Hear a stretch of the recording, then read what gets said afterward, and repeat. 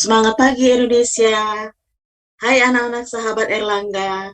Selamat datang di Erlangga Classroom. Erlangga Classroom adalah tayangan persembahan penerbit Erlangga yang akan membantu sahabat Erlangga belajar bersama. Semangat pagi Indonesia. Selama masa pembelajaran jarak jauh.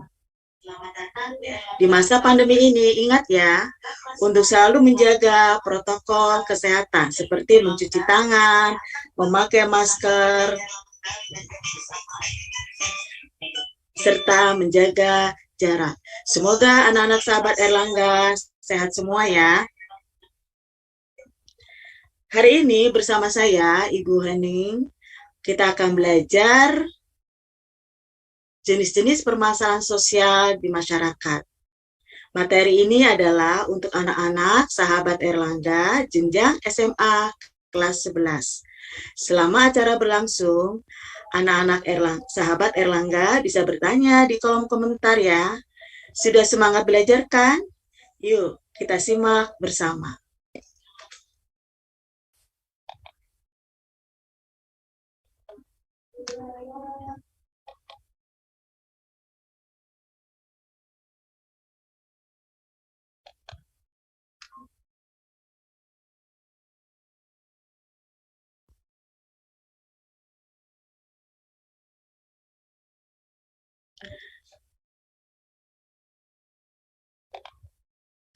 Jenis-jenis permasalahan sosial di masyarakat. Apa sajakah jenis-jenis permasalahan sosial di masyarakat?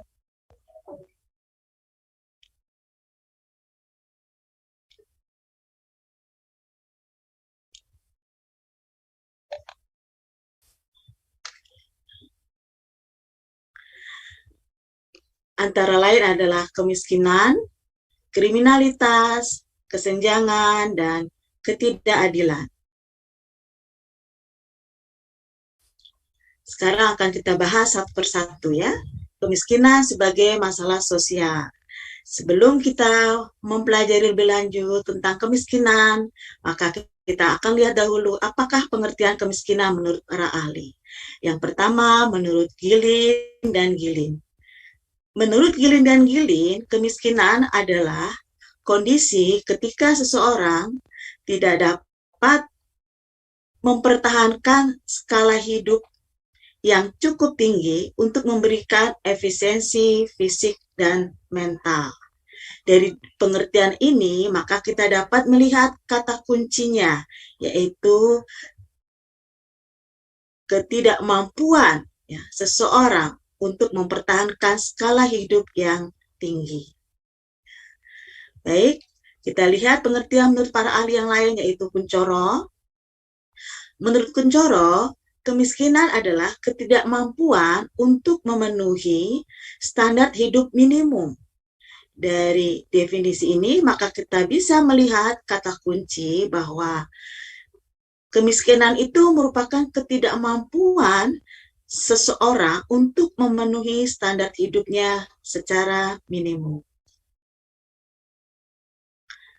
Sedangkan menurut para ahli yang lainnya, seperti Brandler, ya, kemiskinan adalah ketidaksanggupan untuk mendapatkan barang-barang dan pelayanan yang memadai untuk memenuhi kebutuhan sosial yang terbatas. Dari definisi ini, maka kita bisa melihat kata kunci dari kemiskinan, yaitu ketidaksanggupan untuk mendapatkan barang-barang dan pelayanan serta kebutuhan sosial yang terbatas. Sedangkan menurut ahli yang lain, yaitu Levitan, kemiskinan merupakan kekurangan untuk memenuhi pelayanan yang dibutuhkan untuk mencapai standar hidup yang layak. Ya. Jadi di sini maka kita dapat mengambil kesimpulan apakah yang dimaksud dengan kemiskinan. Kemiskinan adalah jika seseorang tidak mampu ya, untuk memenuhi kebutuhan hidupnya ya, yang secara minimum sesuai dengan standar hidup yang layak. Standar hidup yang layak di sini yang menjadi ukuran adalah standar hidup dari kelompok di mana individu itu berada.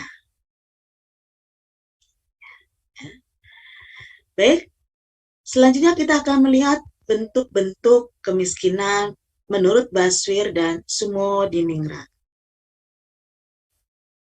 Yang pertama adalah kemiskinan absolut. Apakah yang dimaksud dengan kemiskinan absolut? Kemiskinan absolut yaitu keadaan orang-orang miskin yang memiliki tingkat pendapatan di bawah garis kemiskinan atau jumlah pendapatannya tidak cukup untuk memenuhi kebutuhan hidup minimum.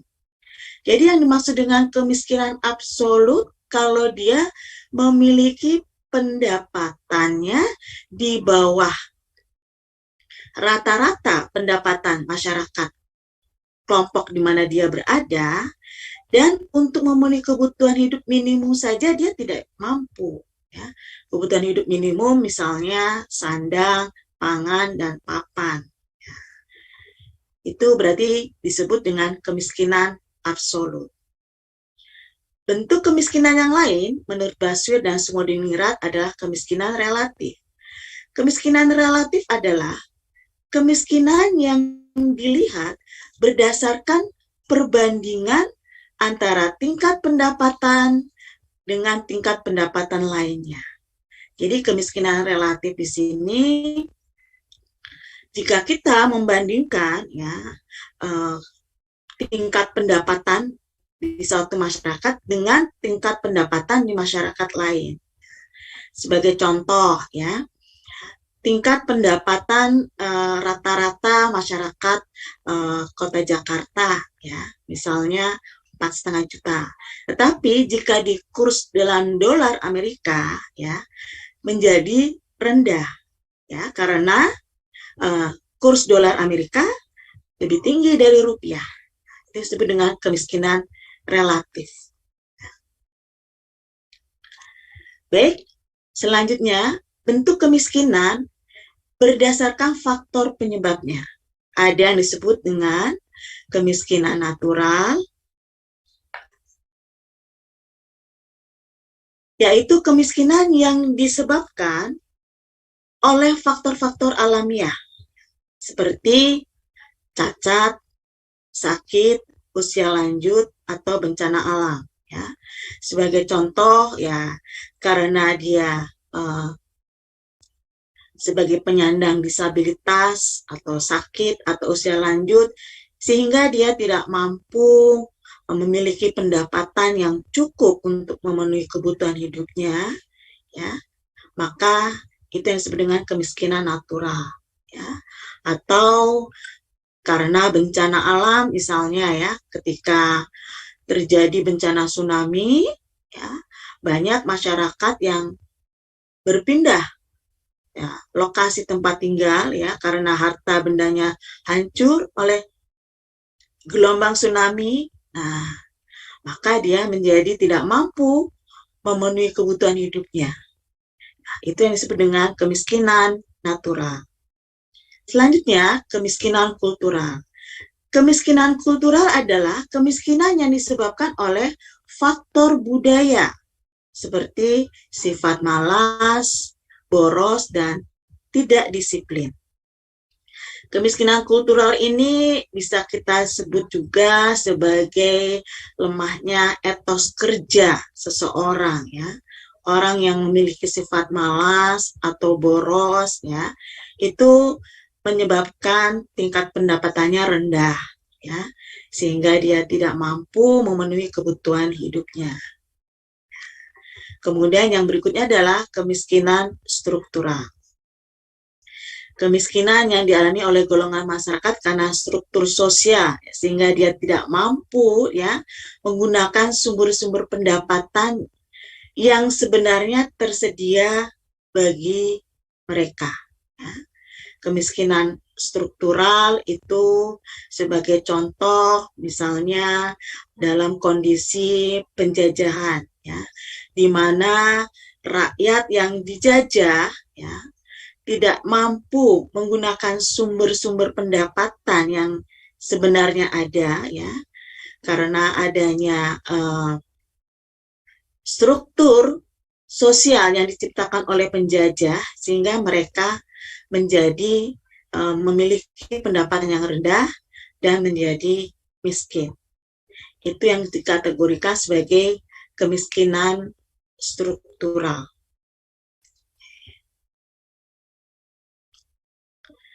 Baik, selanjutnya kita akan melihat ya faktor penyebab kemiskinan. Yang pertama, faktor pribadi. Faktor pribadi di sini berarti faktor yang berasal dari dalam diri individu sendiri, ya. Seperti sifat individu yang malas misalnya, ya, kurang suka bekerja keras, ya, atau juga kondisi fisik dari individu, ya, sehingga dia menyebabkan dia sulit mendapatkan pekerjaan yang layak, ya. Kemudian faktor yang berikutnya adalah faktor geografis. Faktor geografis di sini yang dapat menyebabkan kemiskinan adalah ya satu misalnya kondisi geografis di mana individu bertempat tinggal, ya. Misalnya kondisinya dalam keadaan tandus, ya, kurangnya sumber daya alam, ya, sehingga memiliki pendapatan yang rendah, ya, sehingga dia tidak mampu memenuhi kebutuhan hidupnya. Selain kondisi keadaan alam, kondisi faktor geografis juga bisa disebabkan oleh bencana alam, ya, misalnya gempa bumi, gunung meletus sehingga harus mengungsi ke tempat wilayah lain, kehilangan pekerjaan, kehilangan harta benda, sehingga jatuh miskin. Baik, yang berikutnya adalah faktor ekonomi. Faktor ekonomi di sini adalah termasuk dalam ketidakmampuan untuk memenuhi kebutuhan-kebutuhan hidupnya ya secara ekonomi, misalnya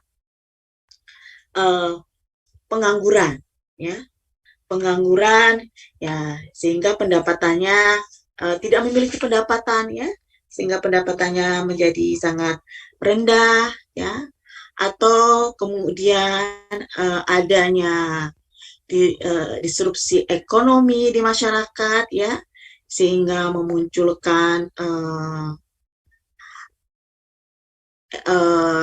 turunnya perekonomian masyarakat, ya, sebagai contoh kondisi pandemi, ya, sekarang ini, ya, di mana banyak lapangan kerja yang tutup, ya, toko-toko banyak yang tutup, ya, sehingga banyak terjadi orang-orang yang menganggur, ya, karena tidak memiliki pendapatan, itu sehingga mereka menjadi jatuh miskin.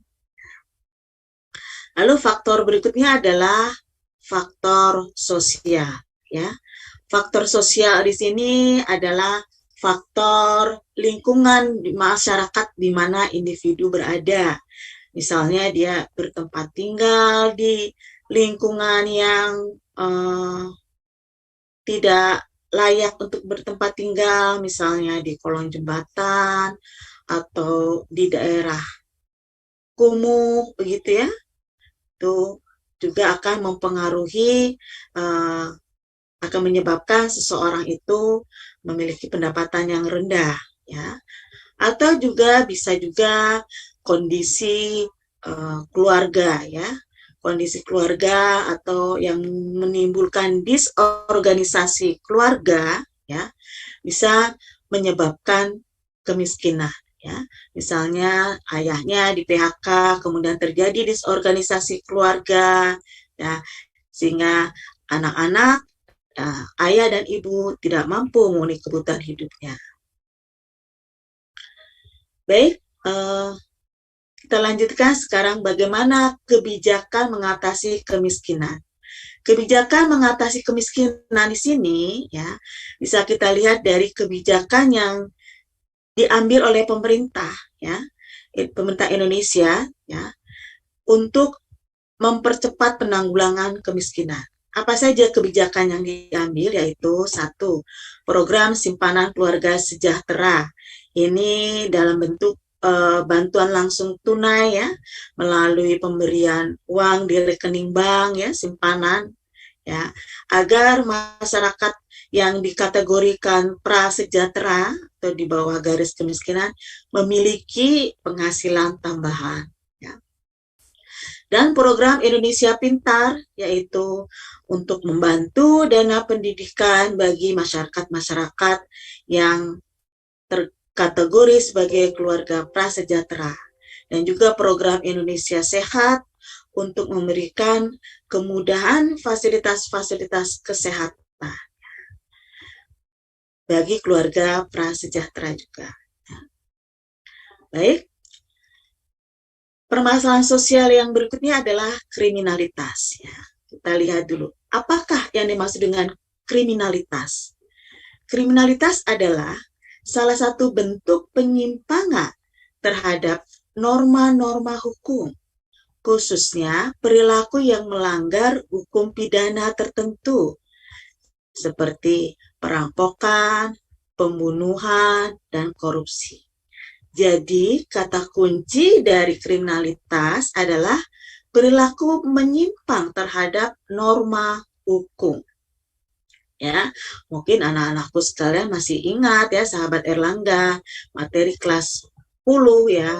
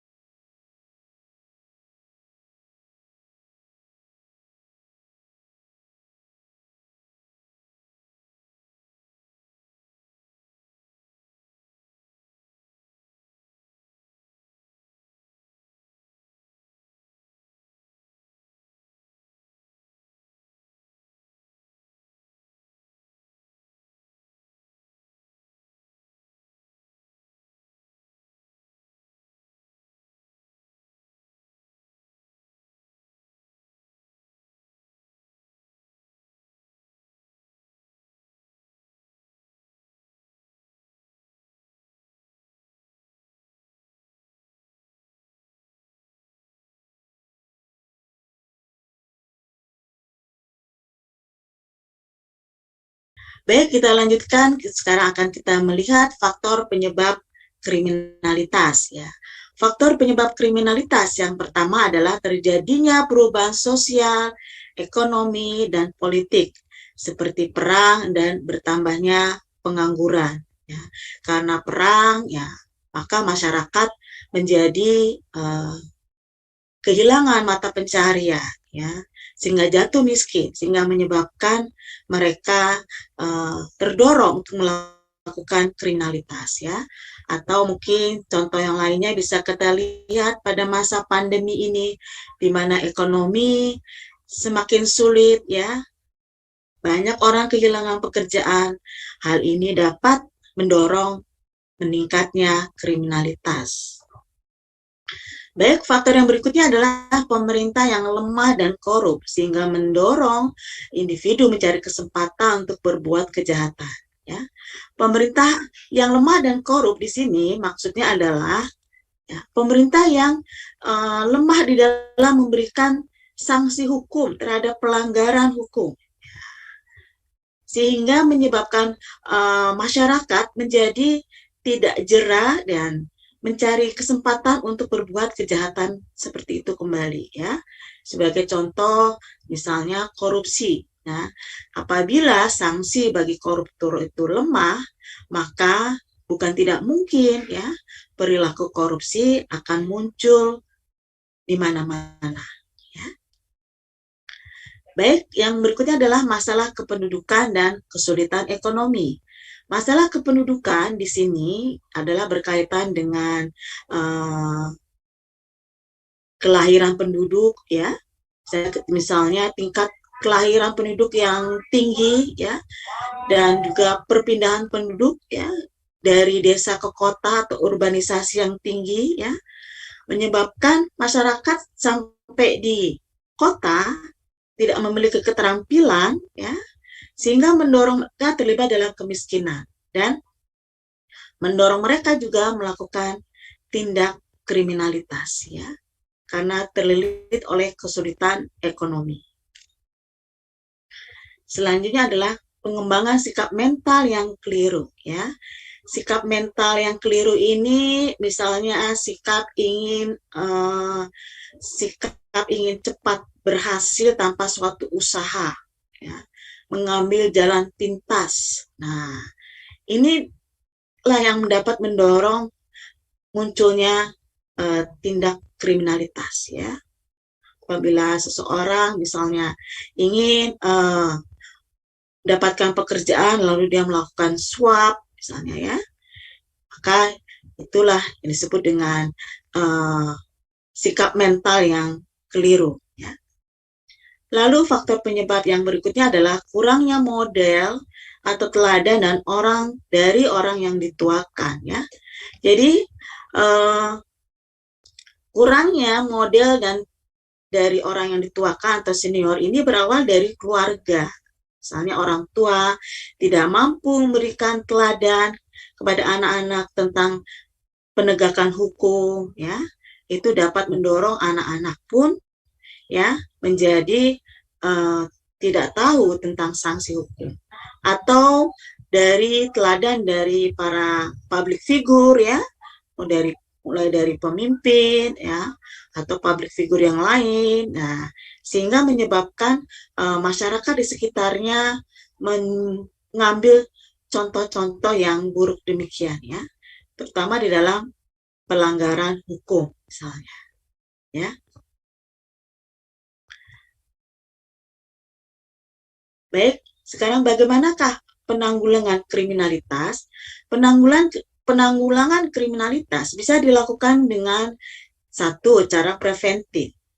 Cara preventif adalah penanggulangan dengan pola mencegah seperti imbauan atau penyuluhan. Cara preventif dilakukan jika kriminalitas belum terjadi, ya, tapi dalam upaya pencegahan, ya. Sebagai contoh, kepolisian memberikan penyuluhan kepada para pelajar SMA tentang undang-undang lalu lintas agar para pelajar SMA taat kepada undang-undang lalu lintas dan tidak melakukan pelanggaran undang-undang tersebut. Yang berikutnya adalah cara represif. Cara represif terjadi, ya, jika kriminalitas sudah terjadi, ya, seperti pembunuhan, perampokan, korupsi, ya. Cara represif ini menggunakan pola kekerasan, ya, seperti menangkap dan pemenjaraan, ya. Sebagai contoh, misalnya pelaku pembunuhan dihukum penjara, pelaku korupsi dihukum penjara. Baik, masalah sosial yang berikutnya adalah kesenjangan sosial ekonomi, ya. Sekarang kita akan lihat definisi dulu kesenjangan sosial menurut para ahli sosiologi. Apakah kesenjangan sosial itu?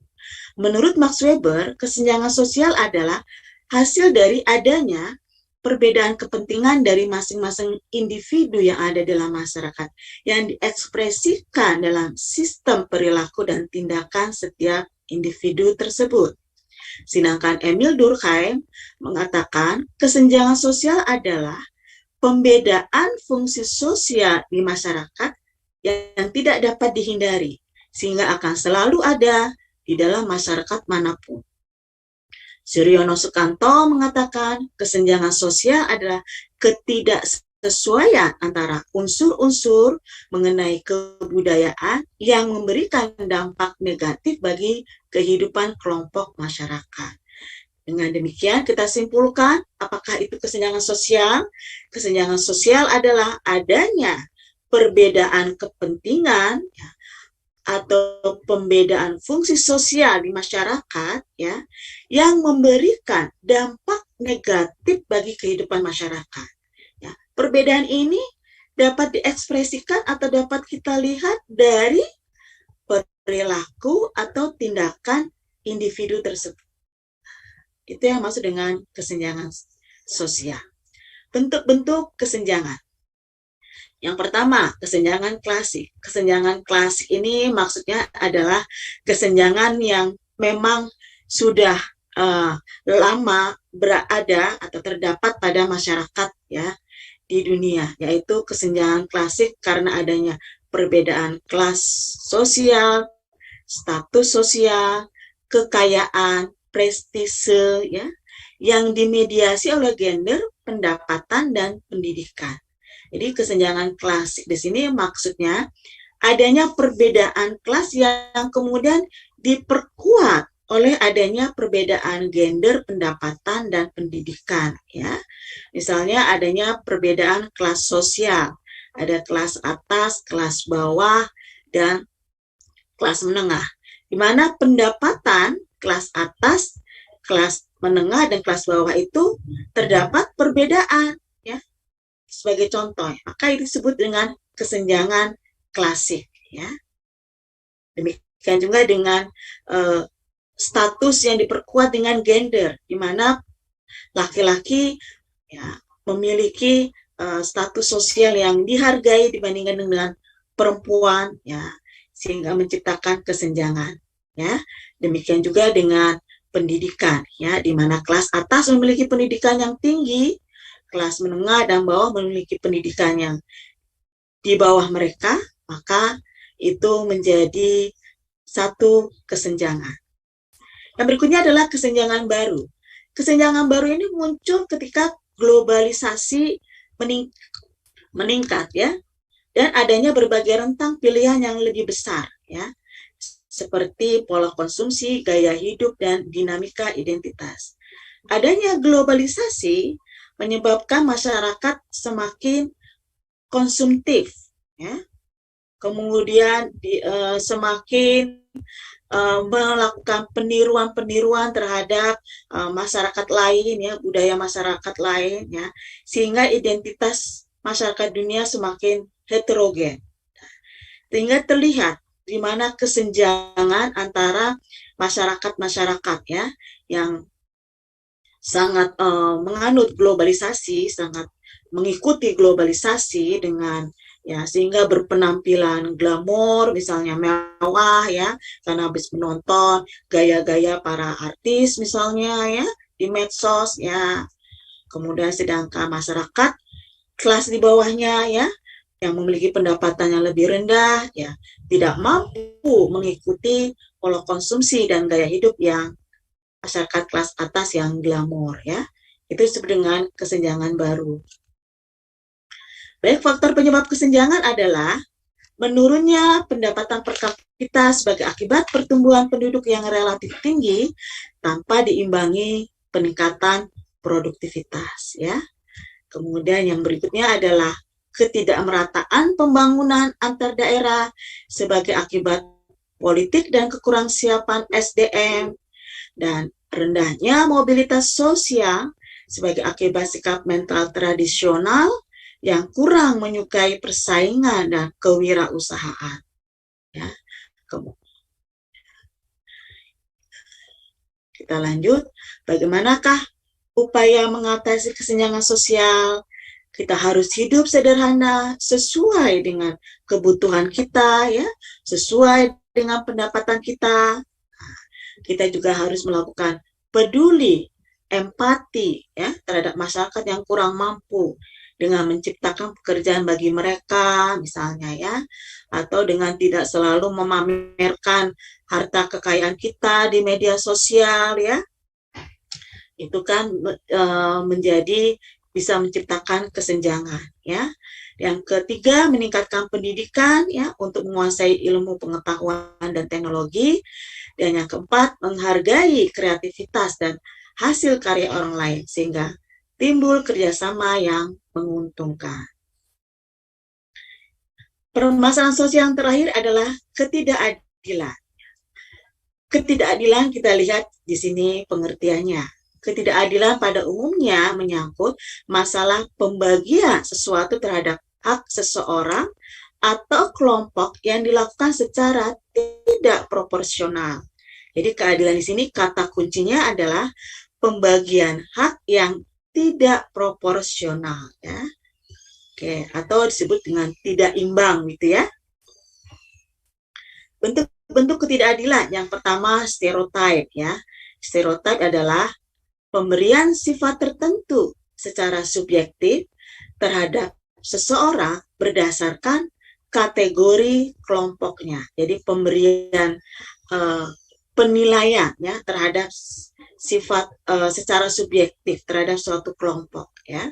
Sebagai contoh ketidakadilan stereotip, ya, bahwa stereotip gender, ya, bahwa pria itu memiliki fisik yang kuat, wanita memiliki fisik yang lemah, ya, sehingga pria mendapatkan akses di lapangan pekerjaan yang lebih banyak, ya, dan mendapatkan akses sebagai pemimpin, sedangkan wanita tidak mendapatkan akses yang cukup banyak dalam lapangan pekerjaan. Ya, itu ketidakadilan, ya, dalam bentuk stereotip. Ya. Yang berikutnya adalah marginalisasi. Ya, apakah yang maksud dengan marginalisasi? Marginalisasi adalah proses peminggiran kelompok-kelompok tertentu, ya, dengan lembaga sosial utama seperti struktur ekonomi, pendidikan, dan lembaga sosial ekonomi lainnya. Jadi marginalisasi ini proses peminggiran, ya, pengucilan, ya, suatu kelompok, ya, dengan lembaga sosial utama, ya. Tuh. Sebagai contoh misalnya, ya, pada zaman Romawi, ya, di mana bangsa Romawi di Makedonia itu mengalami marginalisasi, ya, karena sebagai negara masyarakat penjajahan kan, sehingga dia tidak mampu mengakses kesehatan dan pendidikan. Yang berikutnya adalah suborganisasi. Suborganisasi atau penomorduaan adalah pembedaan perlakuan terhadap identitas sosial tertentu. Umumnya yang menjadi kelompok suborganisasi adalah kelompok minoritas. Ya, jadi subordinasi ini terjadi antara minoritas dan mayoritas, ya, terhadap identitas sosial tertentu. Misalnya, ya, seperti yang pernah terjadi di Australia, ya, bangsa kulit putih dengan suku aborigin, ya, di mana suku aborigin, ya, menjadi kelompok minoritas yang dinomorduakan perlakuannya oleh pemerintah Australia. Yang berikutnya adalah dominasi. Dominasi adalah suatu kondisi yang dialami oleh orang-orang atau kelompok untuk sejauh bahwa mereka bergantung pada hubungan sosial di mana beberapa orang atau kelompok lain memegang kekuasaan sewenang-wenang atas mereka. Jadi dominasi di sini adalah bentuk ketidakadilan dari kelompok penguasa yang memiliki kekuasaan, ya, dan berlaku sewenang-wenang terhadap kelompok yang dikuasai, ya. Sebagai contoh penjajahan, ya. Pada masa penjajahan Belanda, penjajahan bangsa Eropa di Indonesia, ya, bangsa Indonesia tidak mampu mengakses pendidikan yang lebih baik, ya, sehingga bangsa Indonesia, ya, mengalami kebodohan dan kemiskinan, ya, karena sulitnya pengaksesan pendidikan dan kesehatan. Itu bentuk ketidakadilannya karena faktor dominasi.